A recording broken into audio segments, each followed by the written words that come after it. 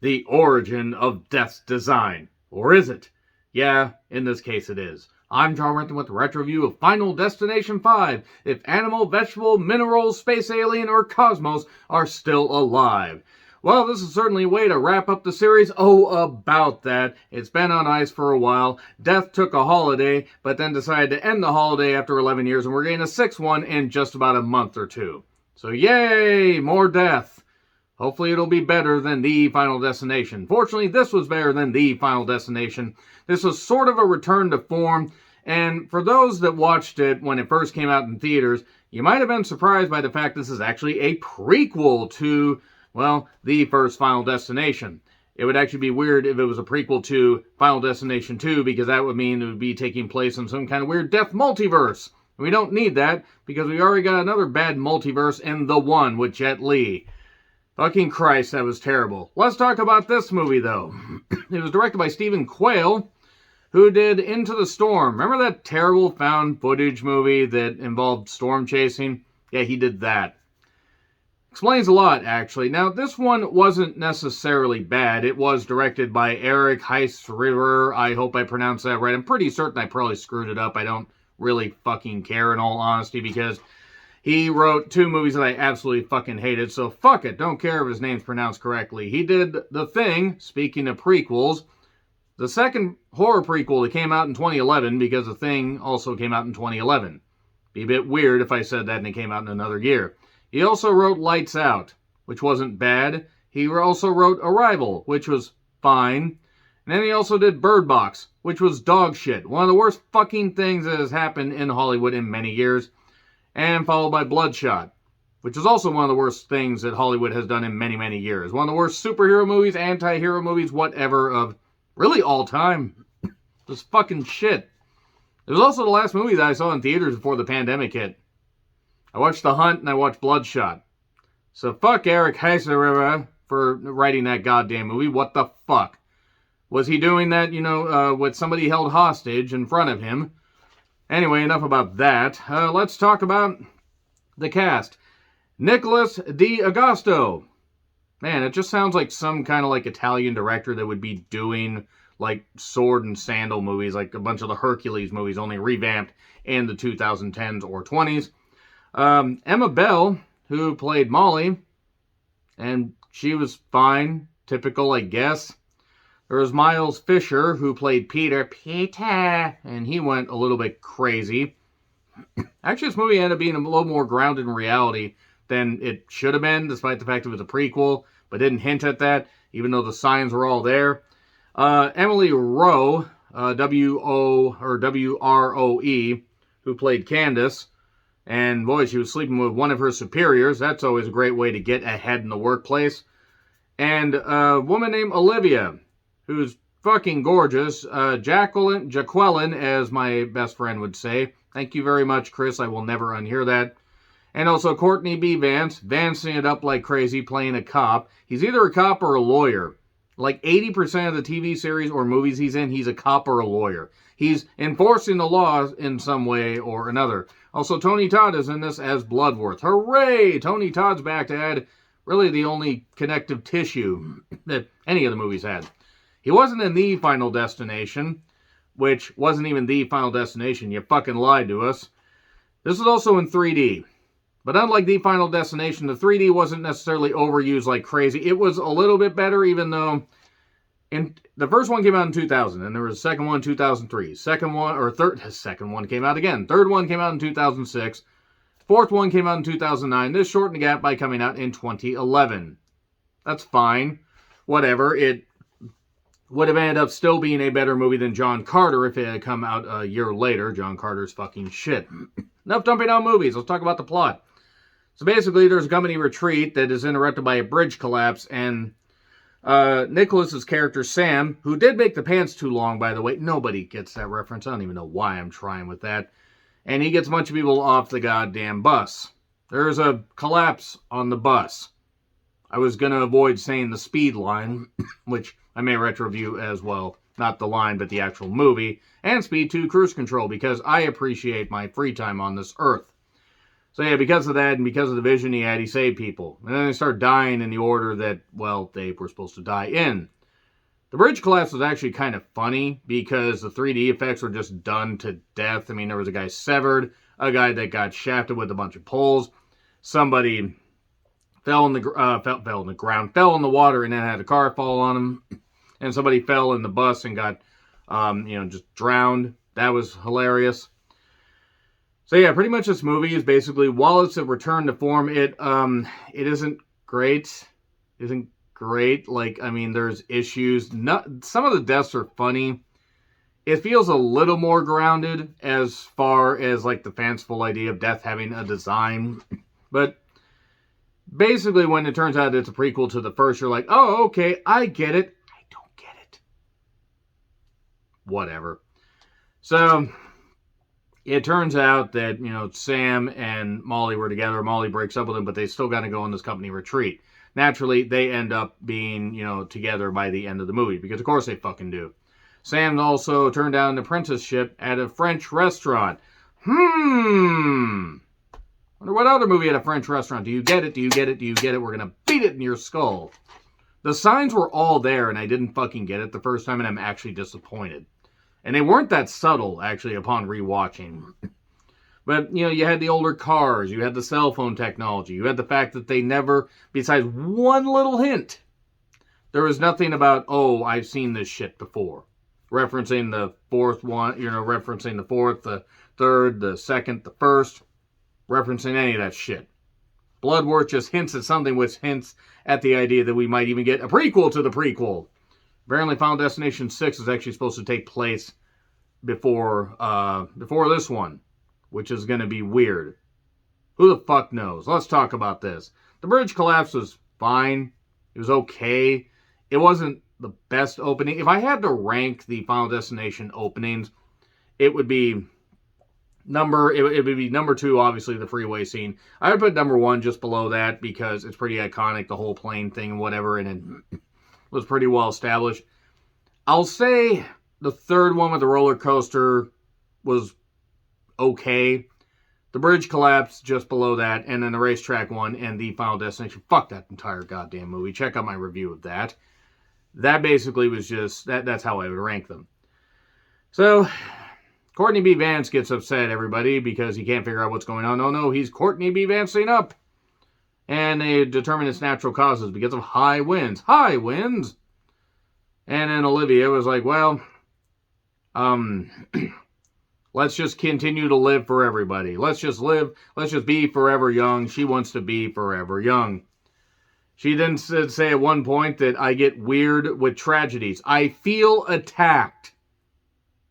That would be my spirit animal right there. A woman like that gets that way about tragedies. She was laughing at the funeral or whatever because the boss ended up saying a guy's name that was sitting next to her. He's like, did he say my name? She's like, starts laughing. She's like, sorry, I get weird with tragedies. And then, and it should have been a hint, the guy quoted The Sixth Sense, I see dead people. She just starts laughing. I would have too.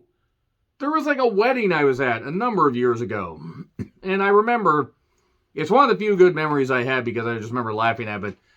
A friend that shall remain nameless because they aren't a friend anymore. I do remember there were just jokes that were being, and just for whatever reason, something was said during the ceremony, and I didn't even have to look at just like a side eye. And I remember looking and just cracking. And the more you try to not laugh at something, the worse it gets, and then it just assaults you, and everything sets you off. That's what fucking happened here. My God, it was terrible. So. Yeah, basically enough of that. If you hear fireworks, by the way, I do apologize. I live in an area where people are still going to launch fireworks year-round because they're a bunch of goddamn drunk pieces of shit. They aren't going to fucking hear me because they're across the goddamn lake. They probably can't even hear or save themselves. No, they can't save themselves. Stabbing Westward, fuck the world. Even though I can only name that song, I can't name one other song they did. So Bloodworth shows up and he says, oh, Death doesn't like to be cheated. Tony Todd's great, even in small roles like this. Sam is a chef. He also did make the pants too long. He made the souffle too long. Does anybody get the you made the pants too long reference? Please, somebody let me know. And Candace is a gymnast. She's encouraged by her superior yet boyfriend, her superior at work, yet her boyfriend Peter, to go through with the routine. And well, the AC unit's all fucked. A screw falls down on the balance beam, and then she does a balance beam act and nails it, despite the fact there's a screw there. Despite the fact she gets screwed later, she's then doing the bars or whatever the fuck it is. I don't know what the gym or the gymnastic things are. She does that, and then because the AC's fixed, but there's water dripping on this, exposed cord. Oh no, she's gonna get shocked. No, it doesn't happen. And then this other girl does the high beam thing and ends up stepping on it and trips, knocks into the powder. The powder gets in Candace's eye. She tries to dismount and boom, just folds up, just collapses. Just does that. Ow. Just does that. And then the coach is like, Candace, her spine is like all out of place, and there is more blood, out of her body than is in. I think she's dead. Don't know, coach. Pretty goddamn certain she's dead. So Peter kind of goes nuts after this and finds out that there's something about desk design and, Sam making the pants too long, working on desk design. It turns out that, their office is being shut down, but they got bereavement pay, so that's a good thing, I guess. And, well, the nerdy guy, Isaac, is just he's a fucking idiot. He's one of the most unlikable douchebags they've ever had in the Final Destination franchise. He steals a massage coupon out of somebody's desk, somebody that's dead. And then there's another guy that works a construction crew. Nathan is his name. And dealing with a guy named Roy is his game. Roy, who's clearly a racist and doesn't like dealing with black people. He doesn't say it, but he might as well have said it. Okay, so this guy Isaac goes to the massage parlor. Fucking gorgeous, gorgeous receptionist. My God. Chastity Ballesteros. My goodness. My fucking goodness. I need to see more, some of the movies she's been in. Bit part, but fucking beautiful. Anyway, so he gets an alignment massage, and there's this Cantonese masseuse, older lady, but she understands him, but she speaks Cantonese, making it seem like she can't, and she sticks needles in him and decides to take off for a little bit. You sleep for 30 minutes. And his cell phone can't be used. He's got one of those little flip cell phones with the pull-out antenna. Does anybody remember those? I had one of those. That was my first cell phone. It was fucking stupid. That antenna, if you even coughed on your cell phone and the antenna was in, the antenna would snap. That's how fucking bad it was. He has all these needles in him. This towel catches on fire because it was soaked in alcohol. He tips over. The needles are all in him. Oh, no. There's also these Buddha statues up on the goddamn wall. That plays in a little bit later. A fire catches. No. He's all upset and he's at the wall, but the fire stops. He's like, ha, and then Buddha falls and crushes him. You don't dishonor Buddha, as you found out from Incantation. That's on Netflix, by the way, in case you're wondering. And Bloodworth is the coroner, the chief medical examiner. That man's had a lot of jobs. I mean, the actor and also the character. And because Buddha fell on the guy's head. Buddha, blood everywhere. The 3D effects were a little bit better in this one, but nevertheless. He says, if you cheat death, then others take your place and it's balanced out. Basically, if somebody ends up, dying in your place, you get their days and their years. Peter gets a bright idea to take this and kill somebody instead of, maybe if I, elude like a traffic accident and somebody else dies in my place, then there you go. Now, Peter just says, fuck it, I'm going to go full-on homicide. Because he's nuts. Then Olivia gets some LASIK treatment and gets her eye fried. She's holding a teddy bear. This is kind of uncomfortable. It's like Clockwork Orange-like. But, oh no, this water cup she put on this, the little, water cooler thing. Right next to the deal where you put your glasses in there. Because you won't need your glasses anymore after you get LASIK. If the LASIK doesn't take and you get your glasses back, sure, just reach in that dirty bucket. But anyway, this electrical short happens. it messes up the laser deal, and it goes up way too high, and it fries her eye. Also, there's a teddy bear that she's holding, because everybody needs a goddamn, cuddly thing, like the producer that's probably going to be chiming in here at any point, because he's just wandering around, hopefully not killing any animals, but nevertheless, an eye pops off of the teddy. Keep that in mind. She gets free to do as she wants, but slips on the eye after Sam and Molly get there. She slips on the eye and stupidly stumbles out the window, falls to her death, her eye pops out, her good eye, and then somebody runs over the eye. Why not?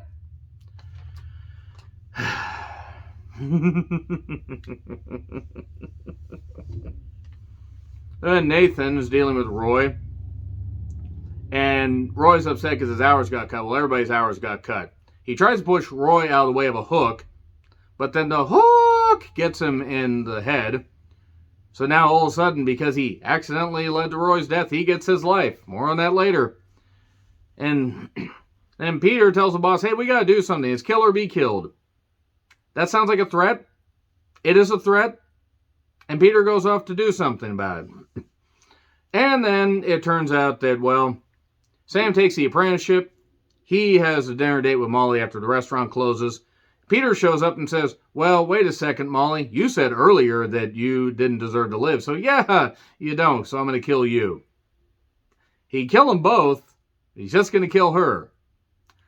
And then they have a stupid stalking deal thing. And, well, it's not necessarily stupid, but just compared to the fact that goofy stuff is happening with death, this almost crazy yet grounded view of death and everything was kind of funny. And what ends up happening is basically, the gun that he has ends up on the stove, and he's turned on the elements because he's going to cause a gas leak and blow up the restaurant and kill them. Or he could just shoot them, but he doesn't want to do that because that would end the movie way too soon. He does eventually end up and